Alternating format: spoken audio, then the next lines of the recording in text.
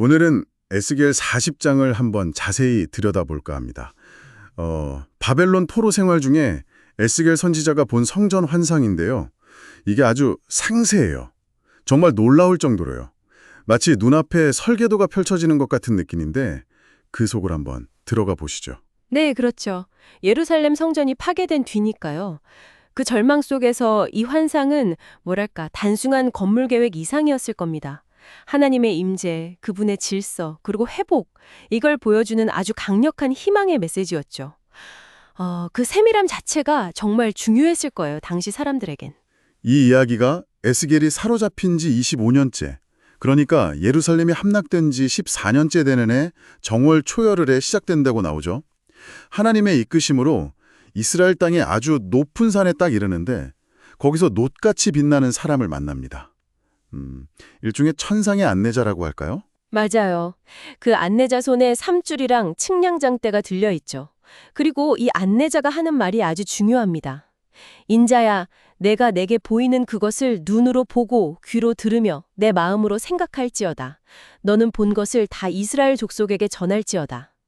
그냥 보라는 게 아니죠. 깊이 새기고 그 의미까지 전달하라는 임무를 딱 주는 겁니다. 이 측량 도구들 자체도 하나님의 계획이 얼마나 정확하고 빈틈없는지를 보여주는 상징이고요. 측량이 동쪽을 향한 바깥문에서부터 시작되네요. 담 두께랑 높이가 각각 한 장대라고 나오는데 이 한 장대가 어느 정도 길이인가요? 감이 잘 안 와서요. 아, 네, 좋은 질문입니다. 한 장대가 보통 규빗, 그러니까 우리식으로 하면 척으로 6척 정도거든요. 이게 대략 한 3m가 조금 넘는 길이라고 보시면 돼요. 사람 키보다 훨씬 크죠. 와, 3m요? 네. 그러니까 담 두께나 미끼가 그 정도라는 건, 와, 이게 정말 견고하고 웅장한 구조구나 하는 걸 바로 알 수 있죠. 그 측정 하나하나가 다 의미가 있는 겁니다. 하나님의 철저함을 보여주는 거죠. 그렇군요. 와, 문의 통로나 또 문지기 방 크기, 이것도 가로 세로 한 장대, 방 사이 벽 두께까지 진짜 꼼꼼하게 재네요. 그리고 보니까 좌우 대칭 구조대다가 동문, 북문, 남문, 이 문들의 기본 구조나 크기, 길이 50척에 너비 25척, 이게 계속 반복되는 것도 인상적이에요. 네, 맞아요. 그게 성전 전체의 어떤 통일성, 질서 이런 걸 강조하는 장치인 거죠. 아, 그리고 그 문 벽에는 종려나무가 새겨져 있다고 나오잖아요. 네, 종려나무요. 그냥 장식은 아니겠죠. 그쵸. 종려나무가 고대 근동에서는 보통 생명, 승리, 번영 이런 걸 상징했거든요. 특히 이 포로 상황에서는 더 의미가 깊었을 겁니다. 절망 속에서 이 종려나무는 단순 장식이 아니라 우리가 다시 생명을 얻고 승리할 거다 하는 어떤 시각적인 약속 같은 거였겠죠. 그리고 그 반복되는 측정값이나 대칭 구조는 하나님의 완벽한 질서, 조화 이런 걸 보여주는 거고요.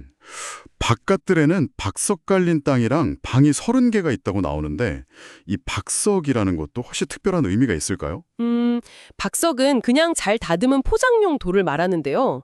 근데 이게 성전 같은 신성한 공간에 쓰일 때는 단순한 기능만 있는 건 아니었을 겁니다. 뭐랄까 구별됨 아니면 견고함, 정결함 같은 상징적인 의미가 담겨 있었을 수 있죠. 그러니까 바깥들부터 이미 뭔가 세심하게 구별된 공간이라는 걸 보여주는 거죠. 그렇군요. 안뜰로 들어가는 문들은 바깥문이랑 구조는 비슷한데 올라가는 층계수가 다르네요. 바깥은 7개인데 안뜰은 8개. 이 작은 차이가 중요할까요? 건 안뜰이 바깥들보다 더 높은 수준의 거룩함을 지닌 공간이다. 즉 하나님께 더 가까이 나아가는 곳이다. 이걸 시각적으로 보여지는 장치일 수 있는 거죠. 아하. 그리고 안뜰 북문 곁에는 번제물 씻는 방이랑 희생제물 잡는 상들이 8개 놓여 있다고 하고요. 심지어 그 상의 재질, 다듬은 돌이라는 거, 그리고 갈고리까지 묘사하는 걸 보면 와, 진짜 집요할 정도로 상세하네요. 왜 이렇게 제사 관련 설비를 자세히 그렸을까요? 아마도 과거 성전에서 잘못 드려졌던 제사나 아니면 소홀했던 부분들 이런 걸 바로잡고 하나님께서 원하시는 그 온전한 예배의 회복을 강조하기 위해서였을 수 있습니다. 이렇게 구체적인 지침은 백성들에게 앞으로 회복될 예배는 이렇게 중요하고 질서 있게 드려져야 하는구나. 이걸 분명히 보여주면서 동시에 하나님의 세심한 계획을 느끼게 했겠죠. 안뜰에는 노래하는 자들의 방, 제사장들의 방도 구별되어 있고요. 특히 제사장 중에서도 성전 문지기랑 제단 일을 맡는 사독의 자손을 따로 언급하는 점이 좀 눈에 띄는데요. 이 구분은 어떤 의미가 있을까요? 아, 사독 가문이요. 네. 이 사독 가문은 다윗 시대부터 충성스럽게 제사장 직분을 감당해 왔고, 특히 다른 레위인들이 우상 숭배에 빠졌을 때도 상대적으로 좀 신실함을 지켰다고 여겨졌거든요.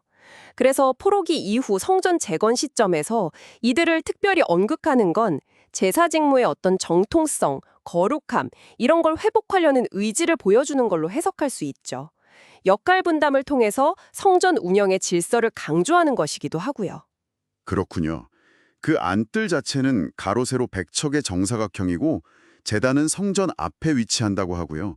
마지막으로 성전 현관 크기랑 기둥까지 측량하면서 40장이 마무리개네요. 네, 맞습니다. 안뜰의 그 정사각형 구조는 완전함, 균형 이런 걸 상징하고요. 그 중심에 제단과 성전이 있다는 걸 보여주죠. 그리고 현관 측정으로 이제 성전 건물 자체에 대한 묘사가 시작될 거라는 걸 암시하면서 장이 끝나는 겁니다. 와, 정말 숨막힐 정도로 정교한 측량의 연속이었습니다. 에스겔 40장은 진짜 단순한 환상을 넘어서는 것 같아요. 하나님의 그 세밀하신 계획, 완전한 질서, 그리고 앞으로 회복될 성전의 영광을 구체적으로 보여주는 청사진 같다는 생각이 드네요. 네, 정말 그렇죠. 모든 게 파괴되고 불확실했던 그 포로민들에게 이렇게 구체적이고 질서정연한 미래 성전의 모습은 얼마나 큰 위로와 소망을 주었을까요? 현실 너머에 있는 하나님의 신실하심, 그 흔들림 없는 계획을 정말 눈으로 보는 것처럼 느끼게 했을 겁니다. 여러분이라면 이 상세한 묘사 속에서 무엇을 가장 먼저 붙잡으셨을 것 같나요? 여기서 한 가지 더 생각해 볼 질문이 떠오릅니다. 하나님께서는 왜 회복의 비전을 보여주시면서 이렇게까지 치밀한 건축 설계도의 형태로 보여주셨을까요? 이 놀라운 정교함과 세밀함 속에 혹시 우리가 놓치고 있는 더 깊은 메시지는 없는지 한번 곱씹어 보시는 것도 좋겠습니다.